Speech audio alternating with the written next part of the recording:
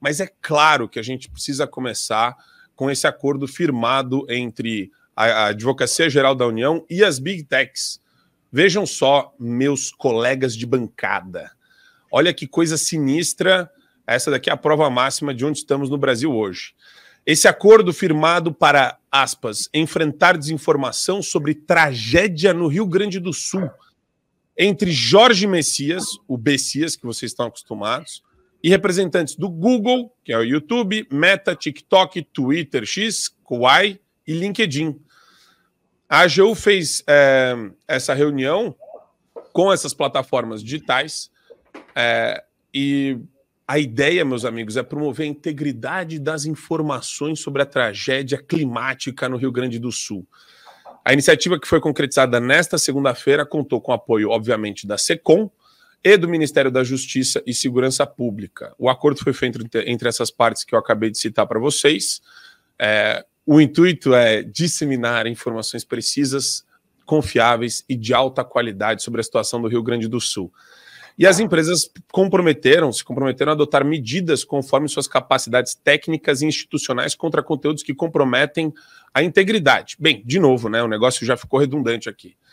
A questão que deixa a gente com o pé atrás é que a gente vê os discursos da AGU e a gente vê essa postura tresloucada dos ministros do Supremo Tribunal Federal.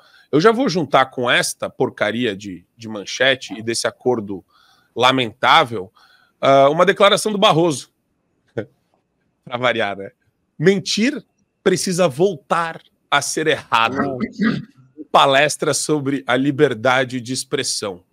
Segundo ele, abre aspas, uma das transformações civilizatórias que vamos precisar no mundo e no Brasil em particular é fazer com que mentir seja errado de novo, disse o Barrosinho. E Adriles, agora tem um vídeo circulando aqui que mostra um caminhão que o pessoal atribui ao MST levando marmita, né? Não se sabe, MTST.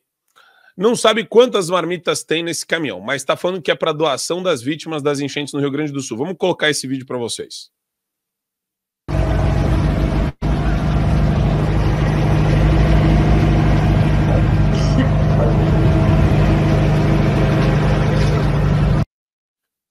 Pegaram o caminhão, porque o licenciamento aparentemente estava vencido há mais de um mês. O movimento afirma que não tem como renovar, porque o Detran está inoperante. Mas a dúvida que fica é o seguinte, Adriles Jorge, isso vai ser investigado como notícia falsa, como fake news?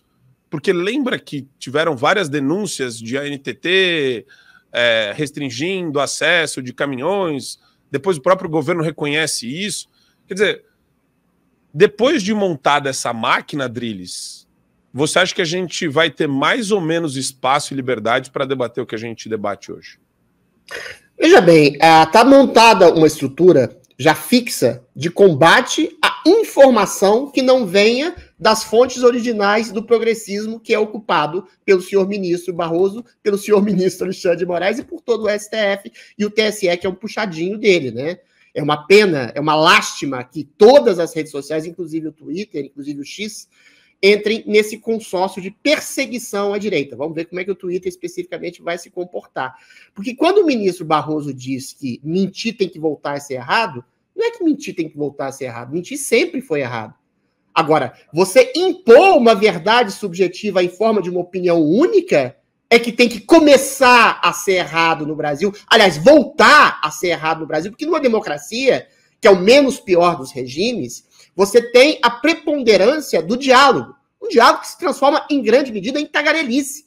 Você estabelecer verdades de um lado, verdades de outro, e aquilo que, eventualmente, colocava-se por Platão lá na República, que é o diálogo, que é a síntese, quer dizer, uma antítese, uma tese e uma síntese através desse princípio de diálogo. Ninguém é portador da verdade absoluta, tanto mais numa campanha eleitoral que se avizinha agora.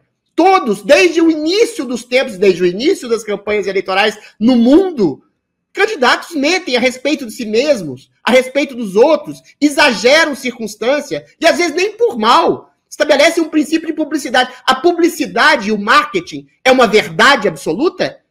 Você vai perguntar isso para o ministro? Você criticar o seu oponente e, às vezes, exagerar nas tintas a respeito da sua personalidade é uma verdade absoluta? Você tem um princípio de verdade que norteia, verdade absoluta, que norteia toda a história da política brasileira ou da história da política mundial? É lógico que não. Tanto no sentido filosófico, que você não faz marketing, você faz uma perseguição a um esboço de verdade. Agora, numa campanha eleitoral, você separar o que é verdade, o que é mentira, o que é opinião, o que é doxa, o que é pesquisa científica, o que é profundamente verdade, e você ter um tribunal para isso com apoio de redes sociais, é completamente e absurdamente esdrúxulo. Agora, a experiência que a gente tem aqui no Brasil é, como diz o Didi, de perseguir uma verdade e uma opinião vinculada ao que se chama de direita, vinculada ao que eles chamam, né, de bolsonarismo, que eu chamo de conservadorismo, cristianismo, liberalismo econômico e social. Ou seja, você tem uma perseguição de um extrato político determinado. Ontem a gente estava falando aqui do artigo do Frei Beto, em que ele diz, não, só pode haver democracia se a direita for completamente eliminada. Só pode haver democracia se a esquerda tiver uma hegemonia total, absoluta e recita. Isso não é democracia. Isso é ditadura de uma opinião única. E essa é a ação, é a tentativa de uma ação hegemônica, de imposição de uma opinião colocada pelo Barroso, pelo Alexandre de Moraes, pelo STF, pelo TSE, e pela chantagem que eles fazem com as redes sociais. Não precisa nem fazer chantagem, né? A Meta não precisa fazer chantagem.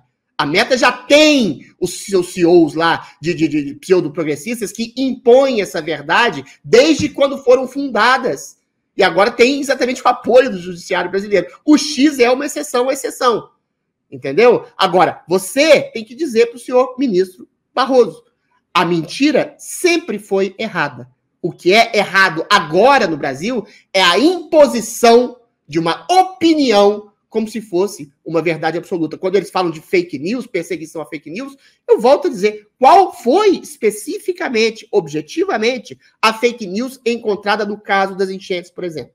A questão dos jet skis, foi provado que era verdade. Os jet skis estavam sendo fiscalizados, estavam sendo multados. A questão dos caminhões, os caminhões foram comprovadamente barrados por excesso de peso. A questão da ajuda do Uruguai, sim, o Uruguai confirmou a negativa do governo brasileiro de querer ajuda. A questão dos helicópteros, sim, a questão dos helicópteros estavam parados em Santa Catarina. Qual é a fake news? Agora, se o governo agora vai estabelecer o que é verdade e o que é mentira em parceria com as redes sociais também, a gente vai ter uma ditadura subliminar total, absoluta e irrestrita. Porque é esse governo que criticou as pessoas que estavam criticando, ajudando, inclusive, o governo a fazer uma melhoria nessa burocracia absurda que o governo estava perpetrando. É esse o governo que chama críticos de disseminadores de fake news que vai dizer o que é verdade ou não. Então, completando o meu comentário, a gente está vendo de maneira muito, mas muito clara o consórcio entre o Tribunal Superior Eleitoral, o STF e o governo federal, que é o mesmo esquema. O STF colocou o governo ali, o governo Lula ali, que tirou o Lula da cadeia para torná-lo presidente, é o mesmo tribunal que persegue uma verdade inconveniente a eles, e agora o governo está tomando a mesma frente. Governo federal e STF são tudo a mesma coisa. Eles querem impor a ditadura de opinião única, como quer o Frei Beto, como quer o Alexandre de Moraes, como quer o Barroso, como quer o governo federal, para estabelecer uma hegemonia de poder, não só efetivo, mas de manipulação de consciências.